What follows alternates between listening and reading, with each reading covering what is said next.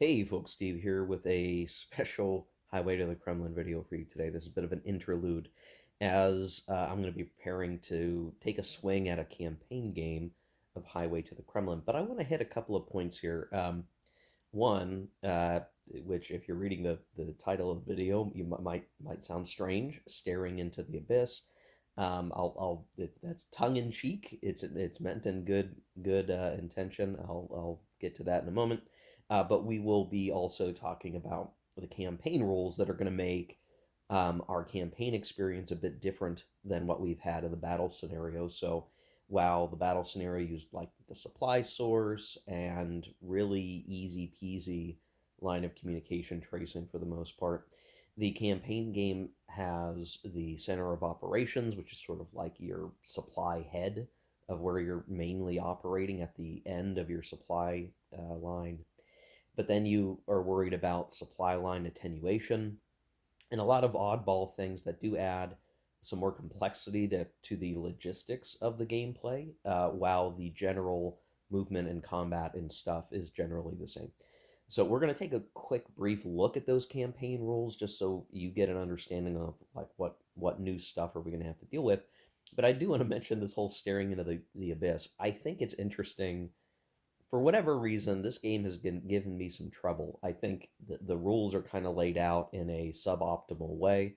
I think the two different rule books for what is effectively one 5X campaigns of Napoleon game is not terribly helpful. Though I can understand as a series game why you would split it up, but that there should be another 5X game to make it worthwhile here for the pain that one is trying to absorb. Um, and there's just a bunch of little fiddly things that throughout the rules that you're trying to keep track of, but are not. They don't feel natural because the system is just very different from other maneuver warfare games where maybe you have a little more flexibility to drop off units, pick up units, and maybe I'm simply off my game because of personal life events and different things that are keeping me from really allowing my brain to absorb the information. Maybe it just comes down to RTFM, man, read the F and manual and absorb it better than I've been, or absorb it better than well, or maybe absorb the rules as good as I absorbed other rules over the years. So such a weird one, and I say staring into the abyss because ultimately, I'm recording these videos, I'm putting them out on the internet, and I'm staring into the abyss of just the unknown people out there that are going to watch or not watch the video. And I think people will come to YouTube to learn how to play a game. And I do try to make my videos in a way that allows for that. Maybe not as a how to play video necessarily, but to learn by example. And I think my trouble has been that I've been getting a few small things wrong here and there throughout the video series. Just little things. I don't think anything's dramatically wrong. It's probably advantaged both the French or the Russians at different points in the campaign where they were trying to do things maybe they shouldn't have been able to do, or maybe this is more the case. If I had just done a couple of things mechanically that I could have done, like defining major generals sooner, I could have still legally done what I did. I just didn't have the forethought to have the major general deployed. And in a friendly game, I might permit my opponent to have, like, obviously you would have done that because that would have just been a smart thing to do no matter what. I'll allow you to put that major general down now if you want. We do that kind of stuff playing World in Flames all the time. So um, there these little things, and that saying about staring into the abyss will stare back into you. That sounds ominous, but in a good way in this case because Max Musterman, which is the username, might not be the real person's name. Um, has been diligently watching each video so far and pointing out my mistakes, which is funny. I actually don't mind it. It's a really good thing to be able to absorb mistakes made and to re-verify the rules, or to even point out, maybe some aspects of what I did was correct according to this rule here, but you're right, this one part, was not right, and I couldn't have done it that way. I had to have done it a different way. Now it's hard to absorb that hey, I need this much help, but I appreciate the community sense that comes from the channel where Somebody's willing to watch the videos, look for those mistakes, point them out, and actually, end up helping me understand the game a bit better as I play it. It really should be the other way around, right? I'm producing videos, you learn from me. And in this case, I'm probably gaining some advantage from people watching and seeing issues. Folks that are more familiar with the game. And to be honest, there's not a lot of videos about this game. So I guess my mistaken ridden videos will teach you how to play if you watch the video and read the comments in the YouTube comments section. So if you're watching this and you've been maybe watching my other videos, please take a look at Max's uh, comments and the threads, the back and forth he and I are having. I assume it's a he. To talk through these little rules bits. I think the most complicated part of this game really is boiling down to how the organizational what the definition of a force is, when you're allowed to consolidate, and when you can, what how do you move a combat unit from one stack to the other or from one force to the other. It's actually pretty restrictive in terms of like you can't pick up units along the way. You can drop off units, but really you can only drop off units if you have a leader that can drop from, a subordinate leader who can drop from the stack, or uh, you have a major general. So there have been these little weird cases where forces coming together, maybe was only possible because of Napoleon's very large command span. In other cases, like even reinforcing via forced march, um, you need to be able to afford the consolidation or be able to make it a full stack, or else you're going to have to displace units. And so there's all these the really tricky little bits of the core of this game, which is the organizational display, which really puts a restriction on. And I think this is a good restriction, ultimately, because it's more, I guess, more realistic or greater uh, fidelity of trying to move large bodies of soldiers around. It's not super easy. It's not as easy as picking up a counter and moving it around. It's obviously much more complicated in making sure that this brigade or this division is going to be operating with the right corps under this leader over here on the left flank, not on the right flank. Silly, get out of there, move over here. I mean, that's the kind of stuff happening, in the organizational display. And I've had a few trip ups with that. So thank you, Max, for continuing to watch the series so far and impart your experience with the system. There's also this added challenge that the 5X rules, or really each game in the series, while there is a standard rules for campaigns of Napoleon, like the 5X rules are different than the 2X rules, which are different from the 1X rules in certain respects. There are paragraphs that are in the 5X rules that are not in the 2X rules, and you could get into trouble trying to make sure that you're like, well, I'm reading the 5X rulebook. I can't assume that some rule from 2X is assumed to be there, so I have to kind of play with what I have on hand, which makes it tricky. Now, technically, I do own some of the 2X games I haven't played yet, but I have to divorce my brain from reading that rule book as well and focus on this is the rule book that applies to this game.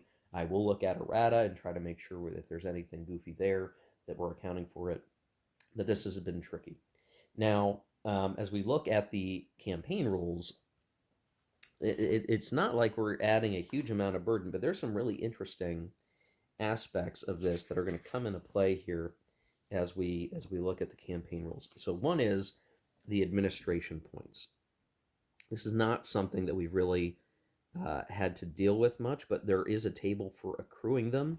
And while we've had knowledge of our administrative points over here, they're going to go up and down in a campaign game.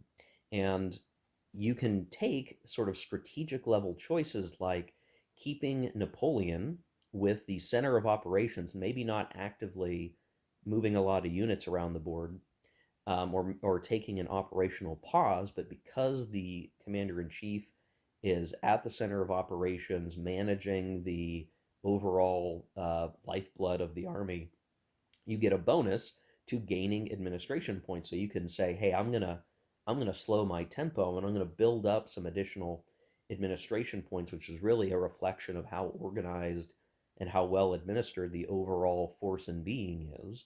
You're taking a choice to help bolster that, which will pay off dividends over time because the APs are how you use movement commands. You basically spend them.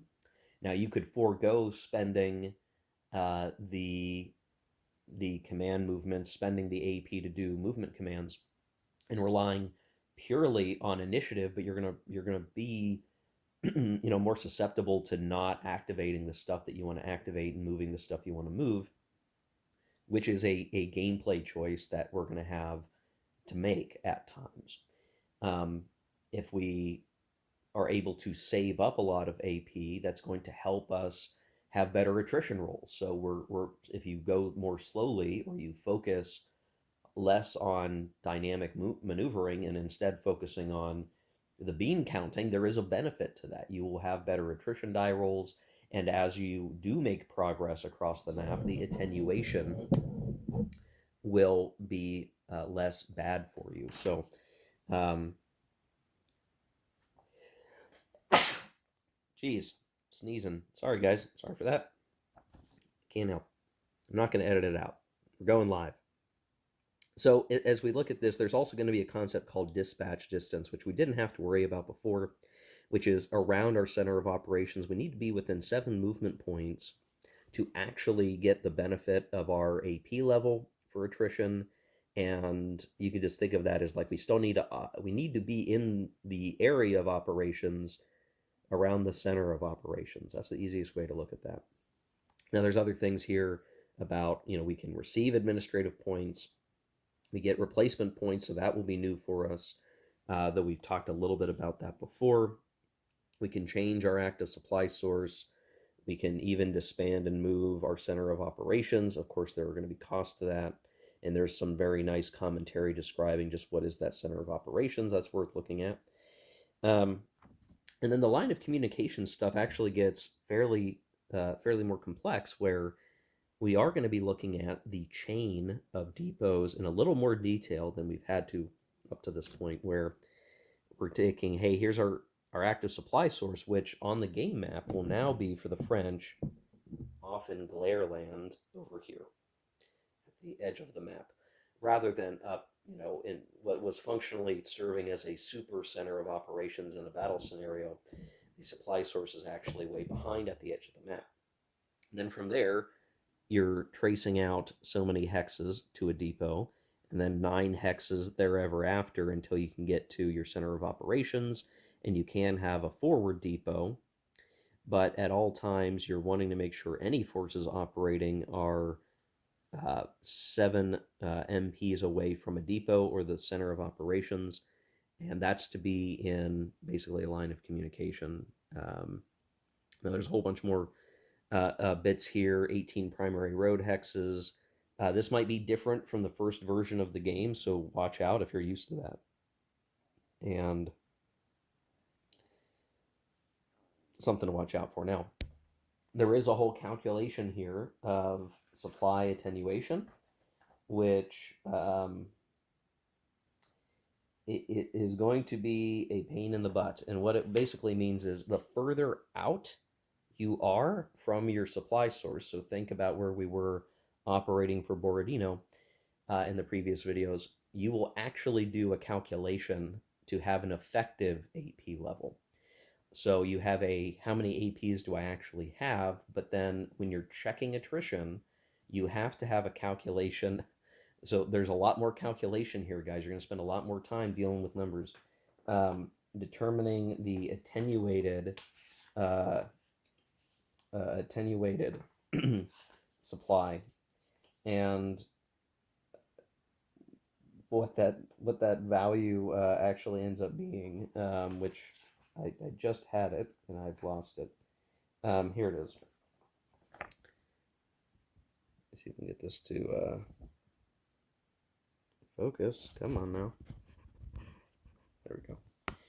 If you have used depots to extend your line of communication, determine the number of 9 hex extensions And you basically are going to look at this like how many depots in between the supply source and our force, and multiply the result by 2. Uh, if you're using the river Dvina, multiply by 1, and subtract this number from the actual level of APs accumulated when determining marked attrition. And they've got 2 examples, which is nice to actually have some examples here. That let's say your line of communication is 34 primary road hexes in length. There are 2 extensions. So first, you have to take that number, 34 primary road hexes, and subtract the 18, right? And then you're going to have, once you divide by 9 at that point, or I'm sorry, by the 2 extensions, um, you'll work it out here. So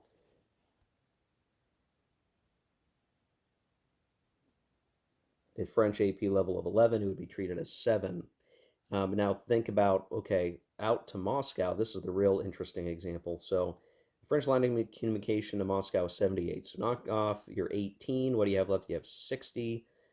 60 divided by, however many, the number of 9 hex extensions you have, 7 extensions. So you're going to end up with, um, you're going to be treating it as 0 after you do the full calculation. And think about that for a second. So, like, if you're out to Moscow, instead of rolling on the 14 AP, which you would think, hey, that's a lot, right? That's pretty good on the chart.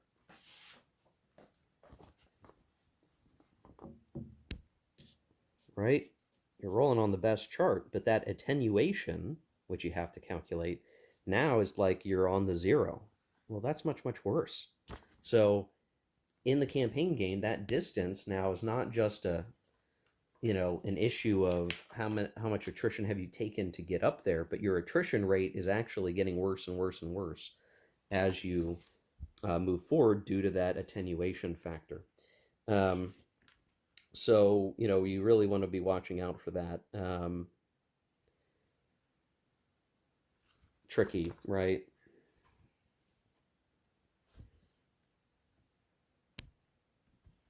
So again, looking at this, you figure out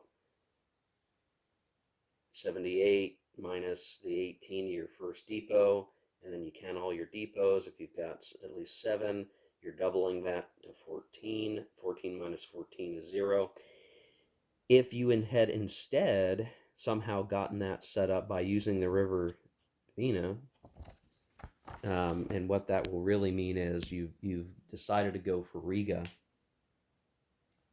and you're using this supply line off from Riga down this river, you would actually be operating up in Moscow, let's just say equivalent number of extensions or less. You'd be operating with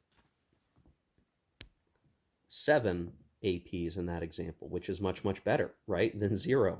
So that gives a really strong incentive in the campaign game for us to try to go for Riga, like send off a force. I don't know, send Davu early. Davu, go get Riga right effing now from the beginning of the campaign. That might be a reason for me to start on turn 1 in the campaign and say nab Davina, and then we're going to swap our supply tracing up there, and we're going to try to move the whole army along this axis of advance instead. And that will still get us eventually to Smolensk and so on, but that might be a better, a better situation, right? We're going to have a whole lot less attrition if we go on the side jaunt to Riga. I'll have to look if there's any good reasons not to do that, though. Now, the other thing that's really going to matter, we had all these depots out on the map in our battle scenario, but in the campaign, they are going to matter. We talked a bit about being dispatch distance from depots. We're going to have to watch out if a depot maybe gets destroyed by the Russians coming in behind or at a far-flung part of the theater. That could disrupt the supply tracing and remove those garrisons. So something that I tried to play with that in mind in the battle scenario, but will actually come into clarity as we go to play the game. So something to think about. we could put units in the quarters. That sort of happened as part of the negotiation in the battle scenario that I inserted. Um, but you could put units in the quarters anyway, and they can avoid. It takes a movement command to do this, I believe, but you can basically pause them and ignore attrition. So we will maybe use that at times when it matters. There's a really interesting rule around personality clashes that I'm actually really interested in, and namely that basically Bagration and Barclay can't work together, basically. Now, in our battle scenario, they were really never together anyway, so I was implicitly playing this way. But generally, if they're in the same force, uh, those leaders' initiative ratings and command spans get worse. So just as a, I mean, I'm going to actively seek to avoid a situation where those leaders are together. Um, and try to make sure it never happens because they will bicker because they had personality conflicts and cause a bunch of problems. So I actually really like that rule. That's a fun bit of Chrome, and it's easy to implement. Just keep Barclay and Bagration uh, from stacking. Easy, right? Just keep them apart. They shouldn't work together, leading to that sort of dual Russian army situation where Napoleon's really facing off against two separate Russian forces that aren't going to work together very well. And so we'll keep to that. We'll keep that in mind, and we'll know the weaknesses. And this will get into the fact that the Russian leaders don't have quite as good an initiative as, say, Napoleon and Davout, and so their ability to support one another already is hard enough. And even trying to break off a distinct leader segment force to go help somebody out is going to be difficult to achieve for the Russians. So we know that. Now, the French also have the same thing between Davout and Murat. And so, likewise, I don't think in the battle scenario this ended up mattering a whole lot. But I'm going to have to pay extra special attention to that issue because I don't think I didn't feel like I had it in mind when I played the French in the battle scenario. So Murat and Davout, Napoleon's best guys, basically, I'm going to have to keep them separate. So something to watch out for there. We are going to have, uh, as we look through all of these things, a few other bits like foraging attrition. So it's something that we've not really looked at, but on our attrition chart, there's an equivalent, like a forage value being equivalent to a particular AP value. You see that line right below APs. Different hexes on the map have forage levels. This is usually going to be towns and cities, but just being in a province has a certain forage amount.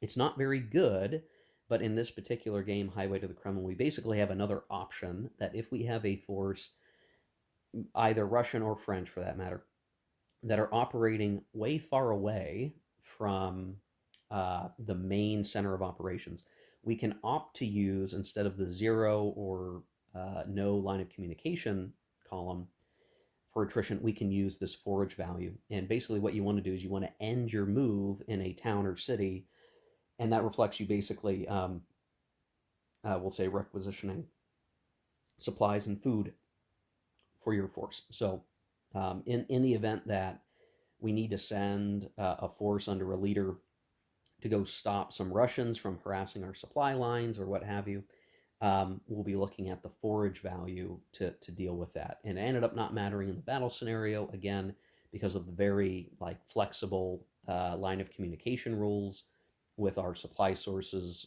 acting as super duper center of operations, but something that we have at our disposal. We aren't completely screwed if we're away from our main line of supply and communications, but we're going to be stuck foraging, and that's really not the ideal state that we want to be in. There's also going to be damaging and repairing bridges, which I maybe could have played with in the battle scenario. I chose not to. That will be interesting to see how much comes into play because you can use that as a delaying tactic. You can have maybe the Russians destroy bridges and force the French to spend time repairing them, but both sides are kind of giving up movement points to do that. Those movement points don't accrue to attrition, I don't think. So it'll be interesting to see how much that really comes into play. The French will also potentially have the ability to use pontoon bridges to cross rivers where there are not bridges, and we'll see how much that's really going to matter for us. Ideally, it doesn't do a whole lot, but it could. I mean, it could. Um, we can also expect that in the campaign game, if we're going to play the whole thing, that if we get out to Moscow and we don't have good morale and we roll our negotiation and the Russians refuse to surrender, then we're going to be retreating back to the west side of the map as the French. So going all the way home as best they can, maybe picking up those garrisons along the way. Um, and fending off the Russians as they go. And we'll see if we get to that. Now, of course, the French could still win a victory via negotiation if their morale is high enough. So that's only in the event that Napoleon doesn't get an ahistorical victory out of taking Moscow. It will be on the historical retreat. There's a few options related to the Kingdom of Poland, which I'm probably not going to use because it affects the Austrian units on the board, and I don't have a good sense of how useful they are, so I'm probably not going to rock the boat with that. Um, and then the Sound of Guns stuff, technically that's a campaign rule, but I was willing to use the Sound of Guns in the battle scenario, which is really just an adjacent force could potentially get to force march again after the first round of a pitched battle to join their buddies in a combat. So we'll certainly be playing with that, though I was trying to do that in the battle scenario anyway. So really, the big changes here that we're going to be considering in the campaign game are going to be a bit more strategic in thought, right? Are we going on, kind of campaigning mode? Are we going to turtle a little bit and try to build up our logistics infrastructure and kind of working that plan throughout? Do we try to go for Riga and then be using the Dvina River as a maybe more, I'll say, a more efficient supply pathing solution? Makes you wonder, why maybe the French didn't try harder, but what's weird to think about is did the French really have that much sea lift to move the amount of supplies that they would need to be moving to Riga and down that river? I guess that's really the sort of feasibility question that I have. But it's an option, so I may choose strategically to run up there right away, clear Riga, and then be having our advance go down this way instead, and force the Russians to contend with that axis rather than spending a bunch of depots trying to operate down here when we don't need to be. We could save ourselves some depots. We could save ourselves some attenuation by tracing that way. I'm not sure what's going to keep me from doing that, but it sounds really interesting to try. So we'll see how that goes. So I'll be working on setting up the campaign. I think I probably will start from the first turn so that I have the most flexibility with what I choose to do, and that'll take a little bit of time to get set up and all ready to rock and roll. But we'll see you in that next one. Again, thanks to Max for helping catch mistakes. The campaign playthrough will be less detailed than the other videos I've done, so I may not be able to rely on Max to catch as many errors because a lot of this stuff that I could be getting wrong would be happening off camera. But given everything I've learned up to this point in the battle scenario, which is the learning opportunity, it's there for a reason to learn the game systems. Thanks to those corrections being called out, I think I'm going to be much better equipped to play the game properly going into the campaign. So all things going the way that they should be. So anyway, that's what's next, guys. So when I'm able to, I'll be recording for the campaign, and we'll start uploading videos covering the campaign. I may choose to cover multiple turns in a video, because if we go the distance, that's 34 turns. And if I were to even do like 3 or 4 turns a video, that's still like 10 videos. So we're gonna have to choose a pace that makes sense to talk about. It may simply be that I do maybe 6 turns in a video, and I really just talk about the progress of each game turn, not each player turn, not show each phase, and just talk about how the situation is developing. That might be easier for you to consume as a spectator at this point, since we've gone through so many cycles of showing step-by-step activities. So all that and more in the coming videos. Thanks for watching. Hope you like this interlude video, give you some context for what's to come, and we'll see you in the next one.